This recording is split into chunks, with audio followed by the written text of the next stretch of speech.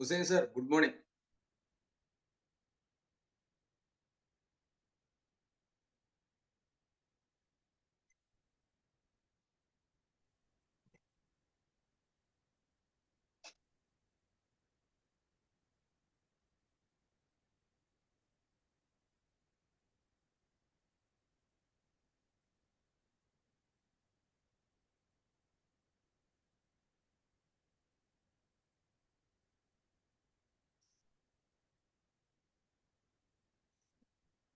Subhash sir നിങ്ങളെ ആക്കിയുണ്ട് കേട്ടോ, host ആക്കിയുണ്ട്. Okay.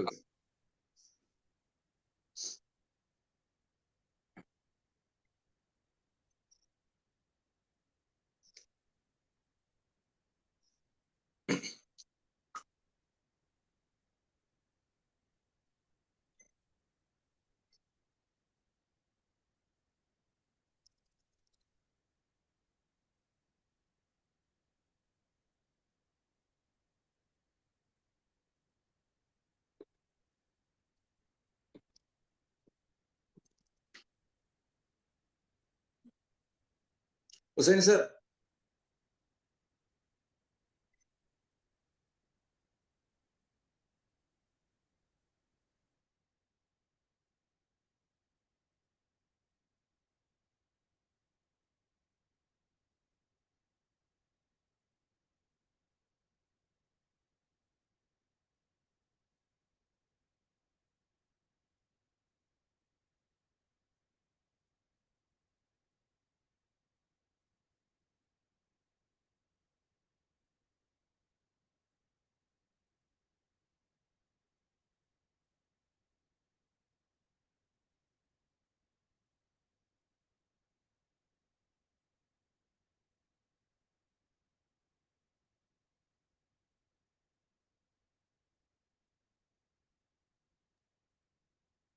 Hussain sir, good morning.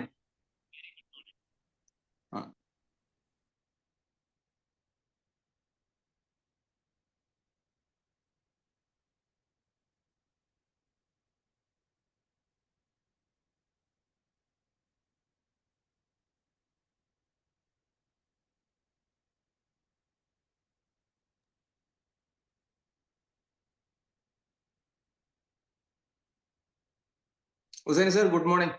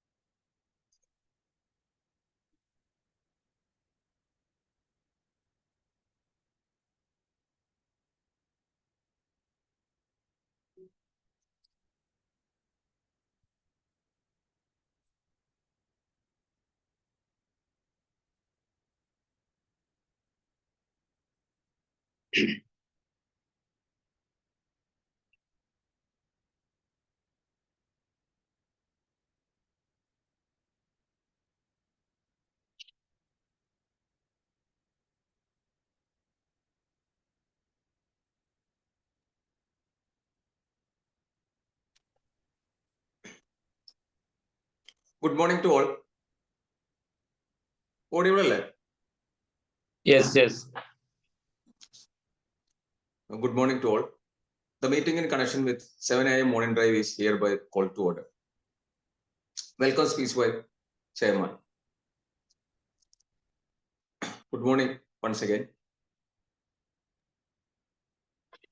Zone 28 നടത്തി വരുന്ന 7 a.m. മോർണിംഗ് ഡ്രൈവ് എന്ന ഈ പ്രോഗ്രാമിന്റെ പിന്നിൽ പ്രവർത്തിച്ച സെഡി ട്രെയിനിങ് ഇഷാൻ സാറെ ഈ പ്രോഗ്രാമിലേക്ക് സ്വാഗതം ചെയ്യുന്നു.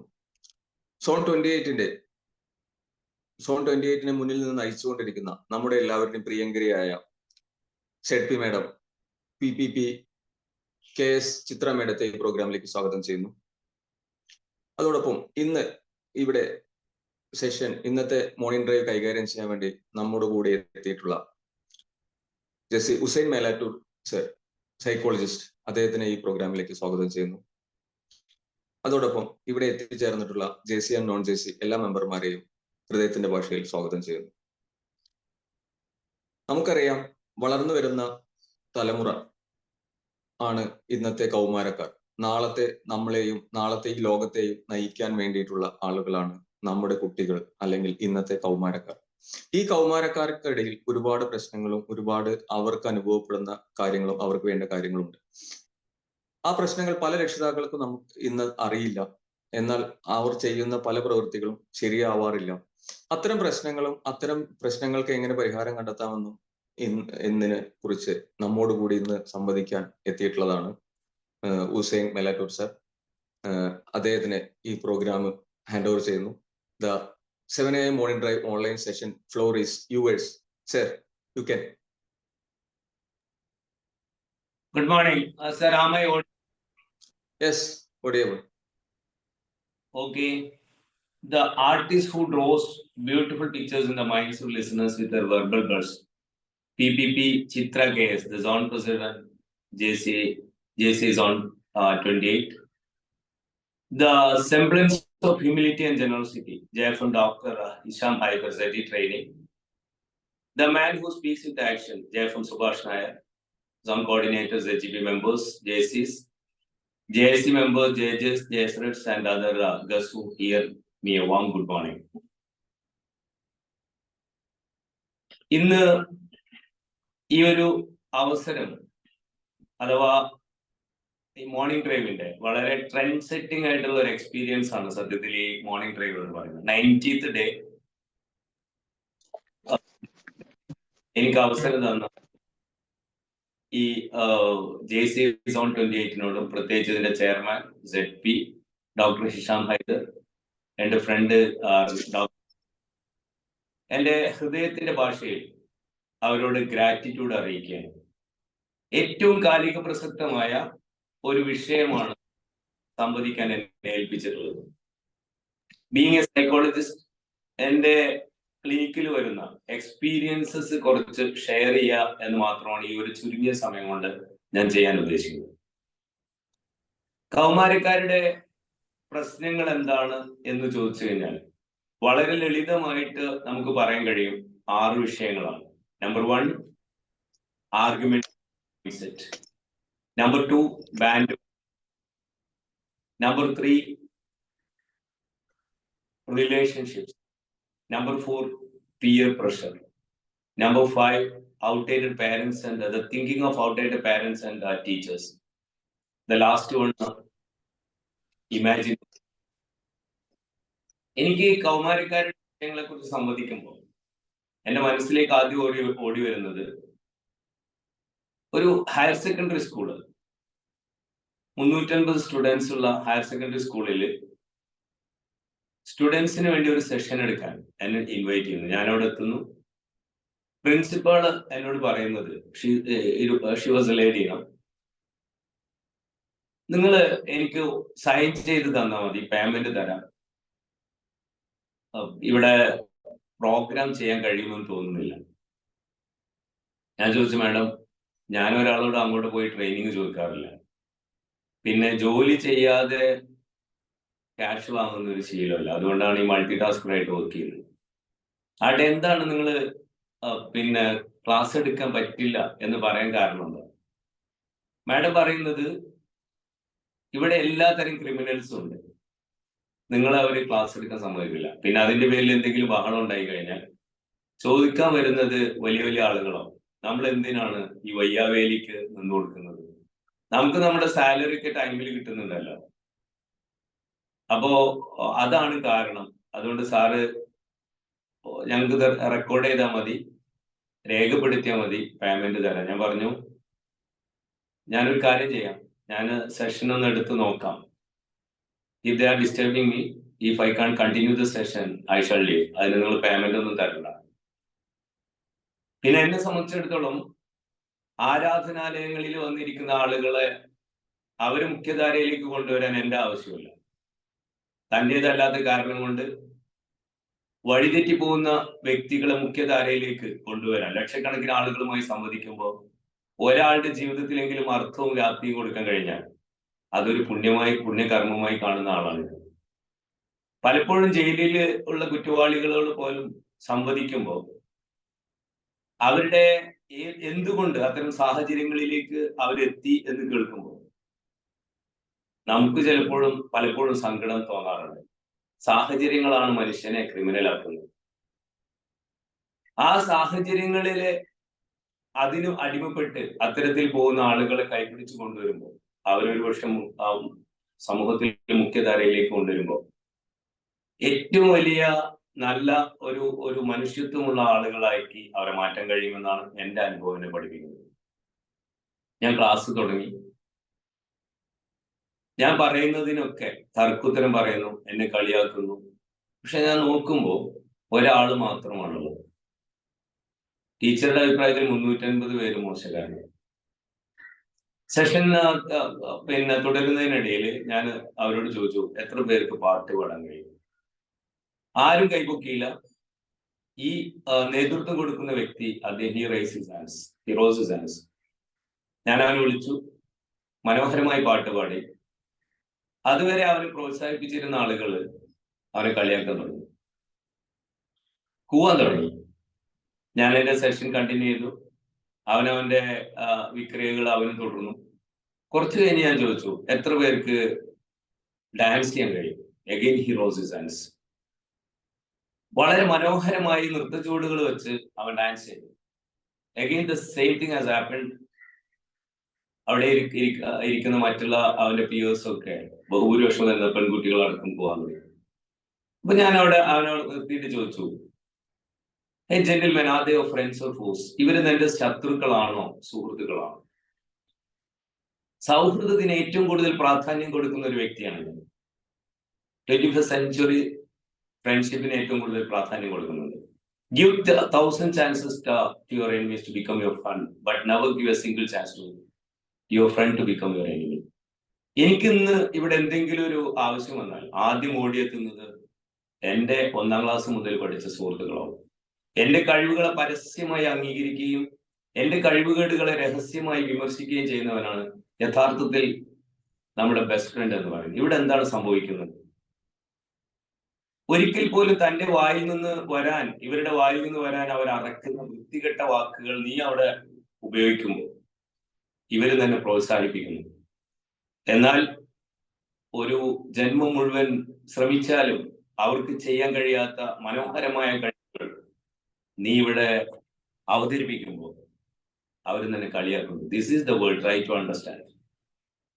2-3 മാസം കഴിഞ്ഞ് ഈ വിദ്യാലയത്തിൽ നിന്ന് നീ പുറത്തു പോയി വർഷങ്ങൾ കഴിഞ്ഞ് ഏതെങ്കിലും ഓടയിലോ കാനയിലോ കയ്യും കാലും ഇല്ലാതെ നീ കിടക്കുമ്പോൾ ഇക്ക അല്ലെങ്കിൽ ഏട്ട എന്റെ ക്ലാസ്മേറ്റ് അവിടെ കിടക്കുന്നുണ്ട് എന്ന് ഈ സുന്ദരികളൊന്നും പറയില്ല. ഞാൻ എന്റെ എക്സ്പീരിയൻസ് കുറച്ച് പറഞ്ഞു. ഞാൻ മണ്ണാർക്കാട് MS കലടി കോളേജിൽ ആണ് പഠിച്ചത്.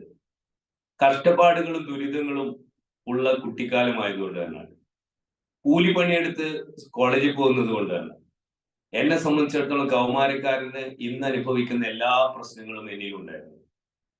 I had a inferiority complex inside me.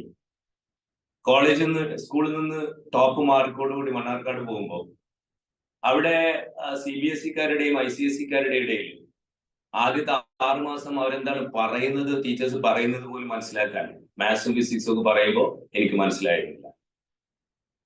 ഞാന് മറ്റെല്ലാ കുറവുകളും ന്യൂനതകളും എനിക്കുണ്ടെങ്കിലും ഇമാജിനറി ഓഡിയൻസ്, മറ്റുള്ളവരുടെ മുമ്പിൽ ആളാവണമെന്ന എൻ്റെ ആ ഒരു അതിയായ ആഗ്രഹം, എനിക്ക് പഠനത്തിൽ മറ്റുള്ളവരുടെ മുമ്പിൽ നിൽക്കാൻ കഴിയുന്നില്ല. എനിക്ക് പാട്ട് പാടാനോ അല്ലെങ്കിൽ നാടകത്തിൽ അഭിനയിക്കാനുള്ള കഴിവില്ല. സാമ്പത്തികമായി മറ്റുള്ള അവരുടെ മുമ്പിൽ ഷൈൻ ചെയ്യാനുള്ള കഴിവുകളില്ല. സ്പോർട്സ് രംഗത്ത് എനിക്ക് കഴിവുകളില്ല. പക്ഷെ എനിക്ക് ആളാവണം. ബിക്കോസ് ഒരു ഇമാജിനറി ഓഡിയൻസ് എന്ന് പറയുന്നത് എല്ലാ കൗമാരക്കാരുടെയും ആ ഒരു പ്രായത്തിൽ ഒരു സവിശേഷതയാണ്. അപ്പൊ ഞാൻ അതിന് കണ്ടെത്തിയ മാർഗം, മറ്റുള്ളവരുടെ മുമ്പിൽ ഷൈൻ ചെയ്യാനുള്ള മാർഗം, അത്യാവശ്യം വില്ലത്തരം കാണിക്കുക എന്നുള്ളതായിരുന്നു. മണക്കാട് കോളേജിന് മുമ്പിലൂടെ പോകുന്ന ബസ് തടയുക, റാഗിങ്, സ്കൂളുകളിൽ, അടുത്തുള്ള സ്കൂളുകളിൽ യൂത്ത് ഫെസ്റ്റിവലിനൊക്കെ പോയി അവിടെ പ്രോബ്ലം ഉണ്ടാക്കുക, ഇടയ്ക്കിടയ്ക്ക് സംഘർഷങ്ങൾ സൃഷ്ടിക്കുക. അപ്പൊ പെരിന്തൽമണ്ണയിലൊക്കെ പ്രസന്റേഷൻ സ്കൂളിലൊക്കെ പഠിച്ച ഡോക്ടറും എഞ്ചിനീയറും അഡ്വക്കേറ്റും ലെക്ചറും ഒക്കെ ആക്കാൻ വേണ്ടിയിട്ട് വലിയ വലിയ ധനികരായ ആളുകളുടെ വീട്ടിലെ കുട്ടികളെ മണ്ണാർക്കാട് AVS കാലടി കോളേജിൽ കൊണ്ടുവന്ന് ചേർക്കും. ഡോക്ടറാക്കാൻ, എഞ്ചിനീയർ ആക്കാൻ, അഡ്വക്കേറ്റ് ആക്കാൻ. കയ്യിലിഷ്ടം പോലെ ക്യാഷ്, അവർക്കൊരു നേതാവിന് കിട്ടും, ഫുൾ ഫ്രീഡം. അതുവരെ ബസ്, സ്കൂൾ ബസ്, വീട്, ഈ സ്കൂള്, ഇതിനപ്പുറത്തൊരു ലോകവും കാണാത്ത ഇവര് കോളേജിനകത്തെത്തുമ്പോൾ ഇഷ്ടംപോലെ ക്യാഷും അതിനനുസരിച്ച് ഒരു നേതാവിനെയും കിട്ടുമ്പോൾ എന്റെ പിറകിൽ കൂടും. പക്ഷെ എനിക്ക് വ്യക്തമായ ദിശാബോധം ഉണ്ടായിരുന്നു. 19 വയസ്സ് കഴിയുമ്പോഴേക്ക് എനിക്ക് ജോലി കിട്ടണം. ഞാൻ പ്രണയിക്കുന്ന പെൺകുട്ടിയെ കല്യാണം കഴിക്കണം.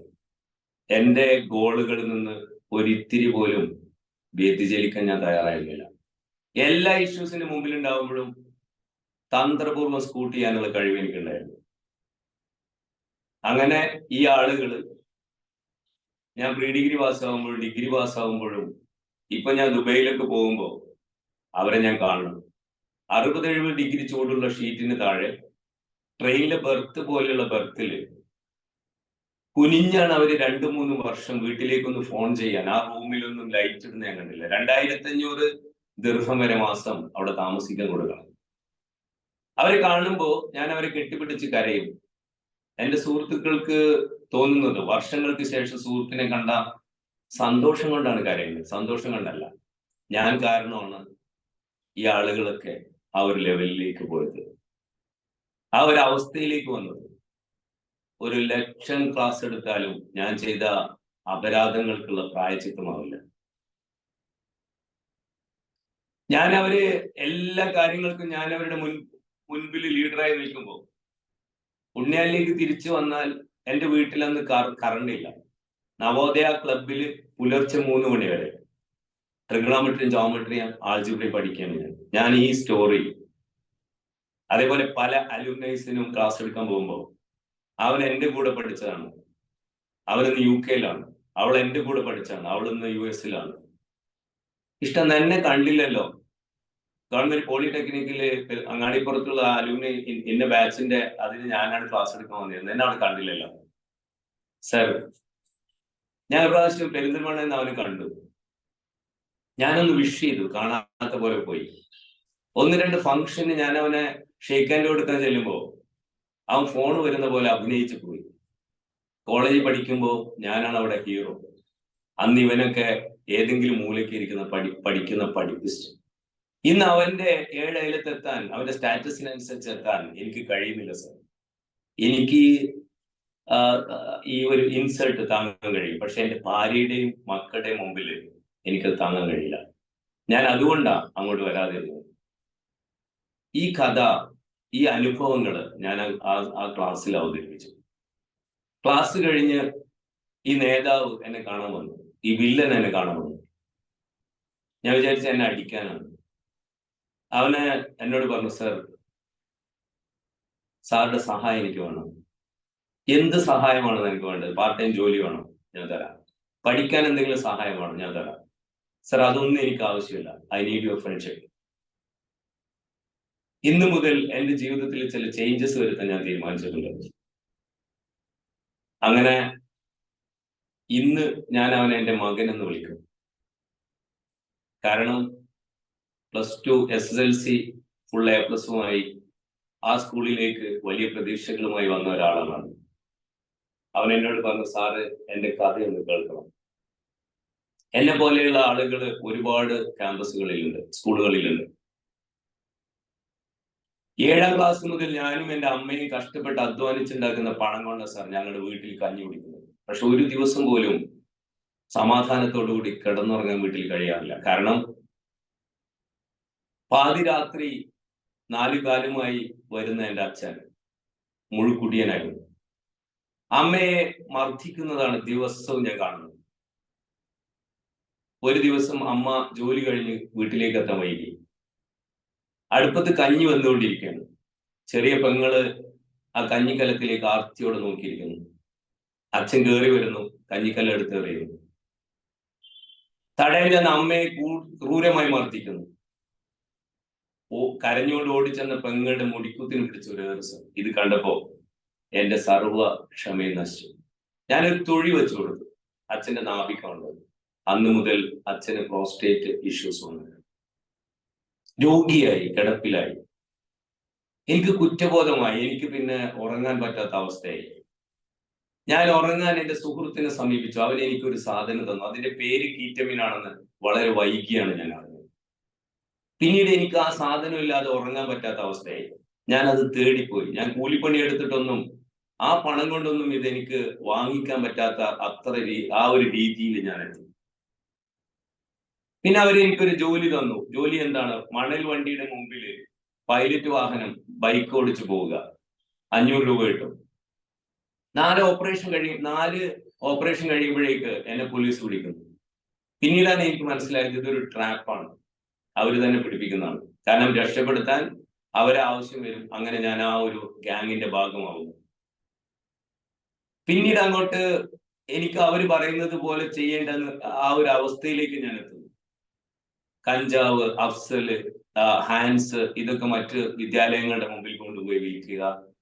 അത് കഴിഞ്ഞ് ഇന്ന് ഞാൻ അത്യാവശ്യം വലിയ അറിയപ്പെടുന്ന ഒരു ഗൂണാണ് സർ. എന്നെ കാണുമ്പോൾ പ്രിൻസിപ്പൾ വരെ സല്യൂട്ട് ചെയ്യും. പക്ഷെ എനിക്ക് മനസ്സിലായി 3 മാസം കഴിഞ്ഞാൽ ഞാൻ വെറും 0 ആണ്. Sir, I want to change. ഇന്ന് ഞാൻ അവൻ എന്നെ മോനെന്ന് വിളിക്കും. കാരണം +2 കഴിഞ്ഞു, JEE എഴുതി, ഇന്ത്യയിൽ അറിയപ്പെടുന്ന IIT-യിൽ BTech ചെയ്തു. 4 ജോലി കയ്യിലുള്ള സമയത്ത് അവൻ പറഞ്ഞു എനിക്ക് MTech ചെയ്യണം. MTech കഴിഞ്ഞു. അത് കഴിഞ്ഞ് അവൻ പറഞ്ഞു എനിക്ക് PhD ചെയ്യണം, ടീച്ചർ ആവണം. Now he is working as a faculty member in an NIT in India. Friends, മാറാത്തതായിട്ട് ഒരേ ഒരു കാര്യം ഭൂമിയിൽ മാറ്റം മാത്രമാണ്. ഉപദേശങ്ങളും കമാൻഡിങ്ങും അതേപോലെ അവരെ കുറ്റപ്പെടുത്തലുമല്ല ഈ കാലഘട്ടത്തിന് അനിവാര്യം. ABCD, advice, blame, comparison and discover. അതിന് പകരം അവരെ ചേർത്ത് നിർത്തി അവരെ കേൾക്കാൻ തയ്യാറാണ്. രക്ഷിതാക്കളാകുന്നത്, അവരുടെ റോള് ചെയ്യുന്നത് സത്യത്തിൽ കൗമാരപ്രായത്തിൽ എത്തുമ്പോഴാണ്.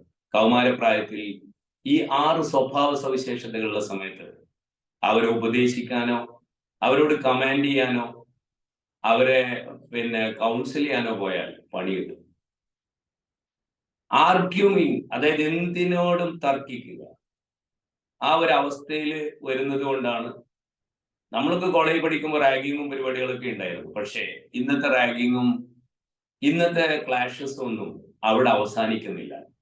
കാരണം ആ ഒരു റിവെഞ്ച് കൊലപാതകങ്ങളിലും വലിയ വലിയ ആക്രമണങ്ങളിലും പിന്നെ ഒരുപക്ഷെ ഇയാൾ ഒരു ക്രിമിനലായിട്ട് മാറുകയും ചെയ്യുന്ന അവസ്ഥ നമ്മൾ കാണുന്നു. കാരണം ആർഗ്യുമെന്റേറ്റീവ് എന്ന അവസ്ഥ വളരെ സ്ട്രോങ് ആയിട്ട് അവർ ഉപയോഗിക്കുന്നു.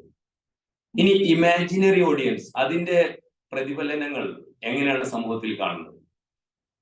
ഇന്ന് നമുക്കറിയാം, കേരളത്തിൽ 2018-നും 2023-നും ഇടയിൽ 10,000 ആളുകൾ ആത്മഹത്യയിൽ അഭയം പ്രാപിച്ചിട്ടുണ്ടെങ്കിൽ അതിലെ ബഹുഭൂരിപക്ഷം ആളുകളും ഡിപ്രഷൻ അഥവാ വിഷാദ രോഗത്തിന് അടിമകളായിട്ടാണ് ആത്മഹത്യ ചെയ്തത്. 18 വയസ്സിന് മുകളിലുള്ള 20 പേരെ എടുത്താൽ ഒരാള് ഇന്ന് ഡിപ്രഷൻ എന്ന അസുഖത്തിന്റെ വാഹകനാണ്. ഇതിൽ 2% ആളുകൾ ഇമ്മീഡിയറ്റ്ലി സൂസൈഡ് ചെയ്യുന്നു. 17% ആളുകൾ ആത്മഹത്യയുടെ വക്കത്താണ്. 80% ആളുകൾ ഒന്നുകിൽ മെഡിക്കേഷൻ അല്ലെങ്കിൽ പലതരം തെറാപ്പി ഇങ്ങനെ പോയിക്കൊണ്ടിരിക്കുകയാണ്. ഈ ഒരു സാഹചര്യത്തിൽ നിന്നുകൊണ്ട് സംസാരിക്കുമ്പോൾ ഇവർ ആത്മഹത്യയിലേക്ക് തള്ളിവിടുന്ന കാര്യങ്ങൾ നിസ്സാരമാണ്. ഡിപ്രഷൻ ഉണ്ടാവാനുള്ള കാര്യം ഒരുപക്ഷെ BDD ആവാം. എന്താ BDD? Body dysmorphic disorder. എന്റെ ശരീരം വണ്ണം കൂടുതലാണ്, എന്റെ ശരീരത്തിന് വണ്ണം കുറവാണ്, ഞാൻ ബോഡി ഷേമിങ്ങിന് വിധേയയാകുന്നു, എന്നെ ഇൻസൾട്ട് ചെയ്യുന്നു, അതുകൊണ്ട് എനിക്ക് ആളുകളുടെ ഒരു ഫംഗ്ഷന് പങ്കെടുക്കാൻ പറ്റില്ല, എന്റെ ഫോട്ടോസിന് ലൈക്ക് കിട്ടുന്നില്ല തുടങ്ങിയിട്ടുള്ള വിഷയങ്ങൾ ഉണ്ടാവാനുള്ള കാരണം ഏറ്റവും കൂടുതൽ ആളുകളുടെ ഇടയിൽ ഞാൻ ശ്രദ്ധിക്കപ്പെടണം എന്ന അവസ്ഥ ഉണ്ടാകുന്നതാണ്. ദെൻ പിയർ പ്രഷർ, മൂന്നാമത്തെ അവസ്ഥ. സുഹൃത്തിനെ ദൈവമായി കാണുന്നു. സുഹൃത്തിന് വേണ്ടി, ഒരു ഫാൻസിക്ക് വേണ്ടിയാണ് പലപ്പോഴും ഡ്രഗ് അഡിക്ഷൻ അവസ്ഥയിലേക്കൊക്കെ നമ്മുടെ കൗമാരപ്രായത്തിലെ കുട്ടികൾ. 30% കണക്ക് ഗവൺമെന്റിന്റെ. ഞാൻ പറയുന്നു 60%-ലധികം ആളുകൾ, വിദ്യാർത്ഥികൾ, കൗമാരക്കാർ, ടീനേജേഴ്സ് ഏതെങ്കിലും ഒരു തരത്തിൽ, ഒന്നുമില്ലെങ്കിൽ ഹാൻഡ്സിംഗിൽ ഉപയോഗിക്കുന്നു എന്ന ഭീകരമായ അവസ്ഥയിലൂടെ നമ്മൾ കടന്നു പോകുന്നത്. ഇതിന് അവയർനെസ് കൊടുക്കുമ്പോൾ സത്യത്തിൽ മുടിയൊന്ന് ഫ്രീക്കാക്കി വെട്ടിക്കഴിഞ്ഞാൽ അവൻ കഞ്ചാവാണെന്ന് പറയുന്ന കാലഘട്ടമാണ്. സത്യത്തിൽ ഇവര് ചിലപ്പോൾ ആ മുടി ഫ്രീക്കാക്കിയ ആളെ ഇതൊന്നും അറിയ പോലും ഉണ്ടാവില്ല. അവനെ നമ്മൾ പ്രകോപിപ്പിച്ച് അവനെയും ഒരുപക്ഷെ ഡ്രഗ് അഡിക്ഷനിലേക്ക് കൊണ്ടുവരികയാണ്. ഡ്രഗ് അഡിക്ഷൻ 4 തരത്തിൽ ഡ്രഗ്സ് ആണ് നമ്മൾ യൂസ് ചെയ്യുന്നത്. Narcotics, depressants, stimulants, hallucinogens. ഇത് 4 തരത്തിലുള്ള എഫക്റ്റ് ആണുള്ളത്. സ്റ്റിമുലൻസ് കൊക്കൈൻ, ഹീറോയിൻ, ആംഫിറ്റമിൻസ് ആണ്. അത് നമുക്ക് കുറച്ചൊരു ഉത്തേജനം തരും. അതിന് നമുക്ക് ഈ ബാൻഡ് വാഗൺ എഫക്റ്റ്. എന്താ ബാൻഡ് വാഗൺ എഫക്റ്റ്? സെലിബ്രിറ്റീസിനെ അതേപോലെ സ്പോർട്സ് സ്റ്റാർസിനെ അന്ധമായി അനുകരിക്കുകയും അവർ ചെയ്യുന്നതൊക്കെ ശരിയാണെന്ന ധാരണയിൽ എത്തുകയും ചെയ്യാം. അപ്പൊ അവര് ഡ്രഗ് യൂസ് ചെയ്യുന്നുണ്ടെങ്കിൽ അവര് സ്റ്റിമുലേഷൻ കിട്ടാൻ വേണ്ടി ഡ്രഗ് യൂസ് ചെയ്യുന്നു. അപ്പോ നമ്മളും കൊക്കൈനൊക്കെ യൂസ് ചെയ്യുന്നു. അവർ അനുകരിക്കുന്ന പ്രവണത. രണ്ടാമത്തെ ഡിപ്രസൻസ്, ആൽക്കഹോൾ, ബാർബിറ്ററേറ്റ്സ്, കനാബിസ്, കഞ്ചാവ്, ഇതൊക്കെ ഡിപ്രസൻസിലാണ് വരുന്നത്. അതിന്റെ എഫക്റ്റ് അല്ല മറ്റതിന് കിട്ടുന്നത്. അതേപോലെ നർക്കോട്ടിക്സ് മോർഫിൻ പോലുള്ള നർക്കോട്ടിക്സ് നമ്മൾ സെൻട്രൽ നെർവസ് സിസ്റ്റത്തെയാണ് ബാധിക്കുന്നത്. ഹാലുസിനോജൻസ്, LSD, പിയോട്ട്, മെസ്കാലിൻ, മാജിക് മഷ്റൂം, കീറ്റമിൻ തുടങ്ങിയിട്ടുള്ളവയൊക്കെ ഹാലുസിനോജൻസ് ആണ്. ഇതൊക്കെ ഉപയോഗിക്കാൻ ഒരു ഫാൻസിക്ക് വേണ്ടി സുഹൃത്ത് കൊടുക്കുന്നു, പിന്നെ അതിന്റെ അഡിക്റ്റഡ് ആയി മാറുന്നു. ദെൻ 4-മത്തെ ഈ ഒരു കൗമാരപ്രായത്തിലെ സ്വഭാവ വൈകല്യം എന്ന് പറയുന്നത് ഔട്ട്ഡേറ്റഡ് പാരന്റ്സ് അല്ലെങ്കിൽ ടീച്ചേഴ്സ് എന്ന ഫീലിംഗ് ആണ്. അവരൊക്കെ ഓൾഡ് ജനറേഷൻ ആണ്. പാരന്റ്സ് ഒക്കെ ഓൾഡ് ജനറേഷൻ, നമ്മൾ ന്യൂ ജനറേഷൻ. അതുകൊണ്ട് അവിടെ കമ്മ്യൂണിക്കേഷൻ നടക്കുന്നത്. there are more emojis but no emotions. അതിന്റെ ഒരു പ്രകടമായ അവസ്ഥയാണ് സെക്ഷൽ ഗ്രൂമിങ്. ഈ ഒരു 6 മാസം മുമ്പ് കോയമ്പത്തൂര് 17-18 വയസ്സായ 2 പെൺകുട്ടികൾ. സമയമാകുമ്പോ പറയണം സാറേ, ഒരു സിഗ്നൽ തരണം. 7:25. ഓക്കെ, സെക്ഷൽ ഗ്രൂമിങ് ആയോ ഇഷൻ സർ? ഇല്ല ചെയ്തോളൂ. ഒരു സിഗ്നൽ തരണം കേട്ടോ, കാരണം ഇത് വലിയ വിഷയമായതുകൊണ്ട്. സെക്ഷൽ ഗ്രൂമിങ് 17-18 വയസ്സുള്ള 2 പെൺകുട്ടികൾ, അവരുടെ കൂടെ ഒരു പയ്യൻ, ചാക്കിൽ ഒരു ഡെഡ് ബോഡി. എന്താ സംഭവം? This is known as sexual grooming. എന്താണ് അവിടെ സംഭവിച്ചത്? It was due to sexual grooming. ഒരു സോഷ്യൽ മീഡിയയിൽ, ഇൻസ്റ്റയിൽ, ഫേസ്ബുക്കിൽ ഒരു ഫ്രണ്ട്ഷിപ്പ് ഇൻവിറ്റേഷൻ വരുന്നു. അക്സെപ്റ്റ് ചെയ്യുന്നു, ഫോട്ടോസ് വീഡിയോസ് ഷെയർ ചെയ്യുന്നു. അത് മോർഫിങ്ങിന് വിധേയമാക്കി അവൾക്ക് തന്നെ കാണിച്ചു കൊടുക്കും, ബ്ലാക്ക് മെയിൽ ചെയ്തു. ലക്ഷക്കണക്കിന് രൂപ ഇവള് വീട്ടിൽ നിന്ന് മോഷ്ടിച്ചിട്ടൊക്കെ കൊടുത്തു. അവൻ പറയുന്നിടത്തൊക്കെ അവൻ പറയുന്ന പോലെ ചെയ്തു കൊടുത്തു. പക്ഷേ രക്ഷയില്ല. ഈ പെൺകുട്ടി ചേച്ചി, 1 വയസ്സ് കൂടുതലുള്ള ചേച്ചിയോട് ഈ വിഷയം പറഞ്ഞു. ഇൻസ്റ്റയിലൂടെ തന്നെ ഒരു കാമുകനെ ഉണ്ടാക്കി. എന്നിട്ട് ആ കാമുകനെ ഇവര് 2 ആളും കൂടിയിട്ട് ആ പയ്യനെ കൊന്നു. സെക്ഷൽ ഗ്രൂമിങ്ങിനെ കുറിച്ച് നിങ്ങൾക്കറിയാം. പെരുവണ്ണാമൊഴിയിൽ 4 പെൺകുട്ടികൾ ആത്മഹത്യ ചെയ്തു. പിന്നെ അമ്പലപ്പുഴ ആത്മഹത്യ ചെയ്തു. ഇങ്ങനെ ഒരുപാട് ഇൻസിഡൻസ് കേരളത്തിൽ തന്നെ ഇപ്പോഴും നടന്നുകൊണ്ടിരിക്കുന്നു, ഒരുപാട് സംഭവിച്ചിട്ടുണ്ട്. രക്ഷിതാക്കൾക്കുള്ള ഒരു പ്രോഗ്രാമിൽ ഞാൻ ഇതിനെ കുറിച്ച് സംസാരിച്ചു. വൈകുന്നേരം എനിക്ക് ഫോൺ തന്നു. മൈക്ക് കിട്ടി എന്തെങ്കിലുമൊക്കെ പറയല്ലേ. ഇതൊക്കെ ഇതൊക്കെ സംഭവിക്കുന്നതാണ്. 7 ദിവസം കഴിഞ്ഞ് അതേ ജെന്റിൽമാൻ എന്നെ തിരിച്ചു വിളിച്ചു. സാർ, എക്സ്ട്രീംലി സോറി, അന്ന് മരിച്ച ഒരു പെൺകുട്ടി എന്റെ പെങ്ങളുടെ മോളായിരുന്നു. അപ്പോ we are living in a world, there is no secrecy. The bloody technology is in front of me. It is to be used for me. It shouldn't use me. ഇത് എന്നെ ഉപയോഗിക്കാനുള്ളതല്ല, ഇത് എനിക്ക് യൂസ് ചെയ്യാനുള്ളതാണ്. ഈ ഒരു അറിവ് പലപ്പോഴും നഷ്ടപ്പെടുന്നത് ഇന്ററാക്ഷൻസ് നടക്കുന്നില്ല. We are interacting with people who are sitting away, far away. But we don't communicate with the people who are sitting next to us. ഇതൊക്കെ ഈ പാരന്റ്സും കുട്ടികളും തമ്മിലുള്ള ആ ഒരു കണക്ഷന്റെ കുറവാണ്. ഞാൻ പറയാറുള്ളത്, അമേരിക്കൻ ഫാമിലി അസോസിയേഷൻ പോലും പറഞ്ഞു തുടങ്ങിയാണ്, you should spend at least 15 minutes a week for serious discussion with your family members at your homes. ഞാൻ പറയുന്ന ഒരു ദിവസം ഒരു നേരം ഒരുമിച്ചിരുന്ന് ഭക്ഷണം കഴിക്കുന്ന രീതി ഉണ്ടെങ്കിൽ ഒരു പരിധി വരെ ഇത്തരം അവസ്ഥയിൽ നിന്നൊക്കെ നമുക്ക് രക്ഷപ്പെടാൻ പറ്റും. ഗെയിമിംഗ് ഡിസോർഡർ 25 ലക്ഷമാണ് ഡോക്ടേഴ്സ് കപ്പിളിന്റെ. നല്ല സ്കൂൾ പഠിക്കുന്ന ബ്രില്യന്റ് ആയിട്ടുള്ള കുട്ടി മോഷ്ടിച്ചത്. That is because of gaming disorder. Then hikikomori, internet use ചെയ്ത് ഒരു പ്രത്യേക ലെവലിലേക്ക് എത്തി റെക്ലൂസിലേക്ക് വരികയും 1,63,000 ആളുകൾ മരണത്തിന് അടിമപ്പെടുകയും ചെയ്ത അവസ്ഥയാണ് ഹിക്കിഗോമോറി. നൊമോഫോബിയ, ഫോണില്ലെങ്കിൽ ഞാൻ ഒന്നുമില്ലാത്ത ആളാണെന്ന് തോന്നല്. ബിഞ്ച് വാച്ചിങ്, കൊറിയൻ വെബ് സീരീസ് കണ്ട് അതിനെ അനുകരിക്കുന്ന അവസ്ഥ. ഫാൻറ്റം വൈബ്രേഷൻ സിൻഡ്രോം, രാത്രി കിടക്കുമ്പോൾ ഈ ഫോണിന്റെ ശബ്ദം വരുന്നുണ്ട് എന്ന് തോന്നലുണ്ടാവുകയും അങ്ങനെ നമ്മൾ ഒരു എന്താ പറയാ ഡിമെൻഷ്യ, ഇൻഫർമേഷൻ ഡിമെൻഷ്യ. രാത്രി 10-നും 2-നും ഇടയിലാണല്ലോ ഈ മെലറ്റോണിൻ കോൺസെൻട്രേഷൻ ഹോർമോൺ പ്രൊഡ്യൂസ് ചെയ്യുന്നത്. അപ്പൊ അത് ഈ ലൈറ്റ് ഉപയോഗിച്ച് ഉറക്കം നഷ്ടപ്പെട്ട് നമ്മുടെ മെമ്മറി ലോസിലേക്ക് നമ്മുടെ കുട്ടികൾ എത്തുന്ന ഏറ്റവും ഭീകരമായ അവസ്ഥ. എത്രയോ കുട്ടികളാണ് ഈ എക്സാമിന്റെ ടൈമിൽ പഠിച്ചതൊന്നും ഓർത്തു വെക്കാൻ പറ്റുന്നില്ല. എങ്ങനെ ഓർത്തു വെക്കാൻ പറ്റും? നമ്മൾ മെമ്മറി എന്ന് പറയുന്നത് sensory memory, short time memory, long time memory, ഈ 3 പ്രോസസ്സിലൂടെ വന്നെങ്കിൽ മാത്രമല്ലേ നമുക്ക് ആവശ്യമുള്ള സമയത്ത് റിട്രീവ് ചെയ്യാൻ പറ്റുള്ളൂ.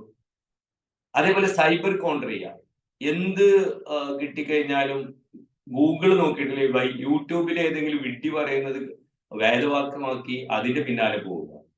സോഷ്യൽ മീഡിയ ഡിപ്രഷൻ, അതായത് എനിക്ക് ലൈക്ക് കിട്ടിയിട്ടില്ലെങ്കിൽ ഡിപ്രഷൻ അനുഭവപ്പെടുക. ഫിയർ ഓഫ് മിസ്സിങ് ഔട്ട്, ഒരു ദിവസം ഫോൺ നോക്കിയിട്ടില്ലെങ്കിൽ ഞാൻ എന്തോ ഒന്നും അല്ലാത്ത ആളായി മാറും എന്ന ഫീലിംഗ് ഉണ്ടാവുക. ഈ രീതിയിലുള്ള വൈകല്യങ്ങളൊക്കെ ഉണ്ടാവും. കാരണം ഈ കമ്മ്യൂണിക്കേഷന്റെ കുറവാണ്. അതേപോലെ കമ്മ്യൂണിക്കേഷൻ ഇഷ്യൂ കൊണ്ട് തന്നെ മൊബിലിറ്റി ഇഷ്യൂസ്, ഒബേസിറ്റി ഒക്കെ ഇന്ന് സർവ്വസാധാരണമാണ്. ആറാമത്തെ കാര്യം എന്ന് പറയുന്നത് ലവ്, അതായത് ഫെറോമോൺസ് ഏറ്റവും കൂടുതൽ പ്രൊഡ്യൂസ് ചെയ്യുന്നത് ഈ ഒരു പ്രായത്തിലാണ്. അപ്പൊ അതുകൊണ്ട് ഓപ്പോസിറ്റ് സെക്സിനോട് താല്പര്യം തോന്നും. പലപ്പോഴും ഇങ്ങനെ പെയ്ഡ് ആയിട്ടുള്ള കാമുകികളും ഇപ്പൊ ഉണ്ട്. കാരണം ഇതിലേക്ക് കൈകാര്യം ചെയ്യുന്നത് ഡാർക്ക് വെബിലൂടെയാണ്. That is underworld of internet. Crypto കറൻസിയിലൂടെയാണ് ട്രാൻസാക്ഷൻ നടക്കുന്നത്. ഇവിടുത്തെ മെഷീനറിക്ക് പോലും ഇതിനൊന്നും എന്ത് ചെയ്യാൻ പറ്റില്ല, പ്രതിരോധിക്കാൻ പറ്റില്ല. അപ്പൊ ഈ 6 സ്വഭാവ സവിശേഷതകളെ ഡീറ്റെയിൽ ആയിട്ട് കൈകാര്യം ചെയ്യാൻ, അതായത് ആർഗ്യുമെന്റേറ്റീവ്നെസ്, അതേപോലെ പിയർ പ്രഷർ, സുഹൃത്തിനെ ദൈവമായി കാണുക, ഇമാജിനറി ഓഡിയൻസ്, ഫെറോമോൺസ് കൂടുതലുള്ളത് കൊണ്ട് ഫസ്റ്റ് വിസിറ്റ് തന്നെ ലവ് അറ്റ് ഫസ്റ്റ് സൈറ്റ് എന്ന അവസ്ഥയിലേക്ക് വരിക. അതേപോലെ പേരൻസിനോട് നമ്മള് ഈ സെലിബ്രിറ്റീസിനെ അനുകരിക്കുക തുടങ്ങിയിട്ടുള്ള അവസരങ്ങൾ ഉണ്ടാവുന്നു. ഏതായാലും I'm going to conclude. സമയം വൈകി. ഈ ഒരു അവസരം തന്നതിന് വളരെയധികം നന്ദി അറിയിക്കുന്നു. JC എവിടെ വിളിച്ചു കഴിഞ്ഞാലും ഞാൻ ആ പരിപാടിക്ക് നോ പറയില്ല. I'm myself because of JCA. Thank you once again. Thank you Hussain sir. വളരെ ഇൻഫോർമേറ്റീവ് ആയിട്ടുള്ള ഒരു സെഷൻ ആയിരുന്നു. പക്ഷെ അതിന്റെ ഇൻഡെപ്തിലേക്ക് ഇനിയും പോകാനുണ്ട്. വലിയ വിശാലമായ ഒരു മേഖലയാണിത്. നമുക്ക് വരുന്ന സമയങ്ങളിൽ വീണ്ടും ഓരോ സെഷൻ പാർട്ട് ബൈ പാർട്ടായിട്ട് നോക്കാം. Okay, once again thank you. Open forum for feedback.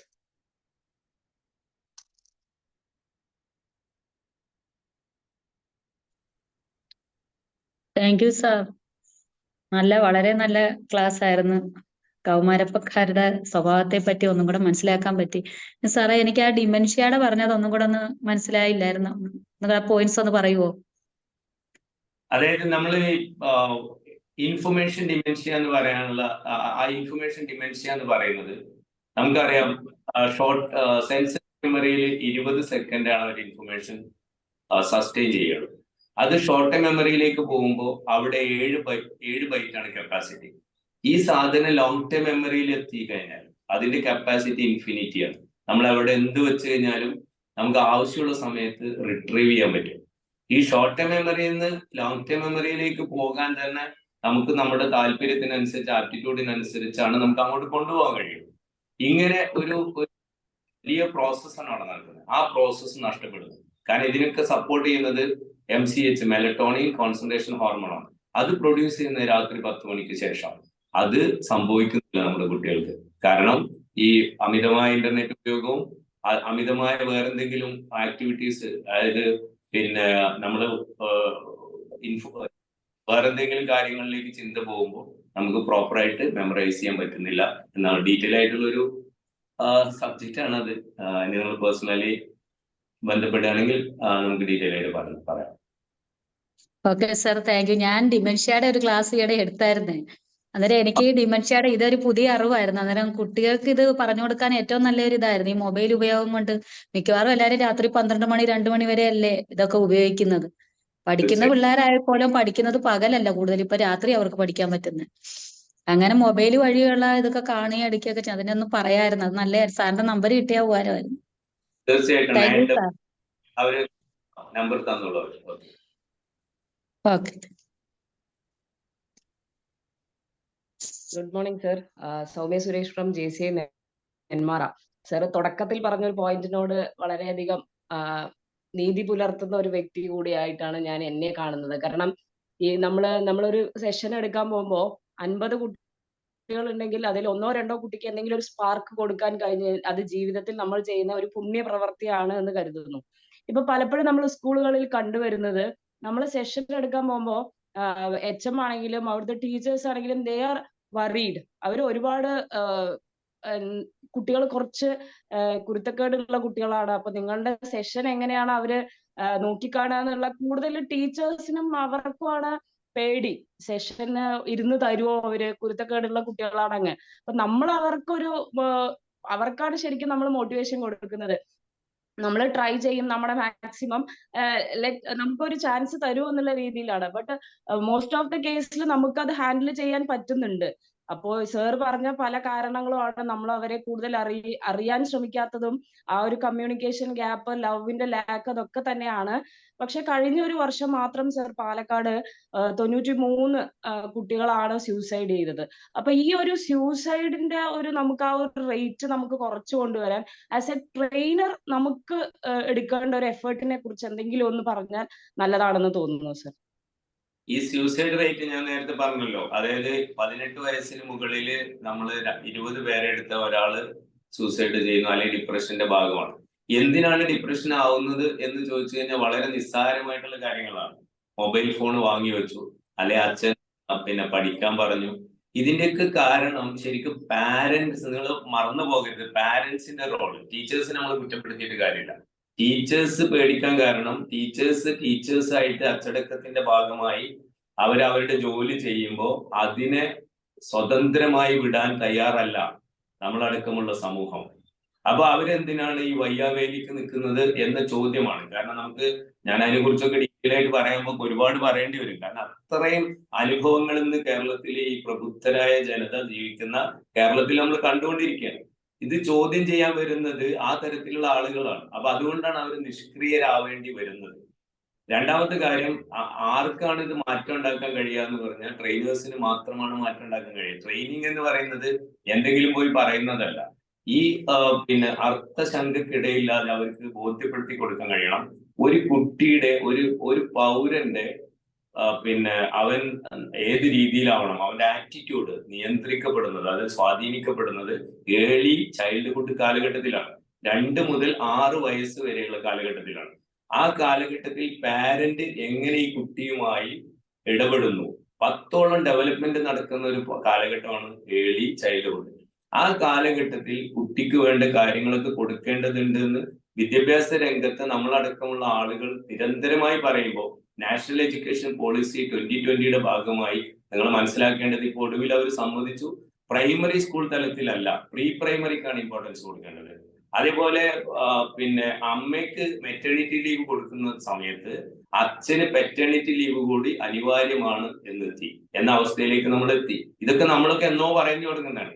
എന്റെ ആർട്ടിക്കിൾ IGSRലേക്ക് നിങ്ങൾക്ക് വായിക്കാം, international journal of scientific research. അവിടെ ഇതുവരെ പറഞ്ഞിരുന്നത് ADHD അടങ്ങിയിരിക്കാത്ത കുട്ടികളൊക്കെ പിന്നെ മോശക്കാരാണെന്ന്. ഞാനത് പ്രൂവ് ചെയ്തു. അടങ്ങിയിരിക്കാത്ത കുട്ടികൾ ദേ ആർ ഇന്റലിജന്റ്. ADHD ഉള്ള കുട്ടികൾ ഇന്റലിജന്റ് ആണ്. അതിന്റെ ഏറ്റവും വലിയ ഉദാഹരണമാണ് സച്ചിൻ തെണ്ടുൽക്കർ. സച്ചിൻ തെണ്ടുൽക്കർ ADHD ഉള്ള ആളായിരുന്നു.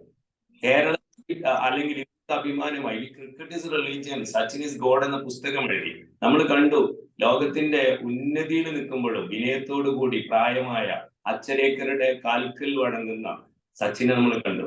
ഒരിക്കൽ പോലും തന്റേതല്ലാത്ത കാരണം കൊണ്ട് ഔട്ടാക്കിയപ്പോഴും ക്രിക്കറ്റ് ഗ്രൗണ്ടിൽ നിന്ന് ഔട്ടായപ്പോഴും ഒരിക്കൽ പോലും തിരിഞ്ഞു നിൽക്കാത്ത സച്ചിനെ കണ്ടു. അപ്പൊ ഞാൻ പറയുന്നത് ഇത്തരത്തിലുള്ള അവയർനെസ് തീർച്ചയായിട്ടും കിട്ടേണ്ടത് രക്ഷിതാക്കൾക്കാണ്. ഞാൻ ഒരു ഓഫർ ഈ സമയത്ത് തരികയാണ്.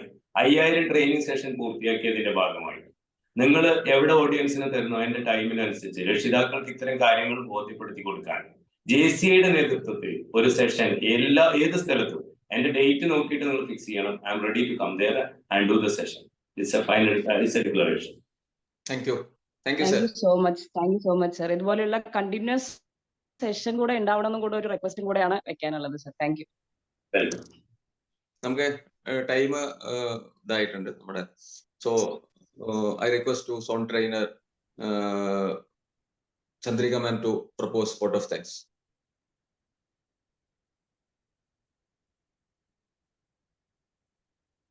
Thank you, Chairman, for the privilege. And vote of thanks ലേക്ക് പോകുന്നതിന് മുമ്പേ ഞാൻ 2 വാക്ക് പറയാം. മറ്റൊന്നുമില്ല സർ, ഒന്നും പറയാനില്ല, സെഷനെ പറ്റി ഒന്നും പറയാനില്ല.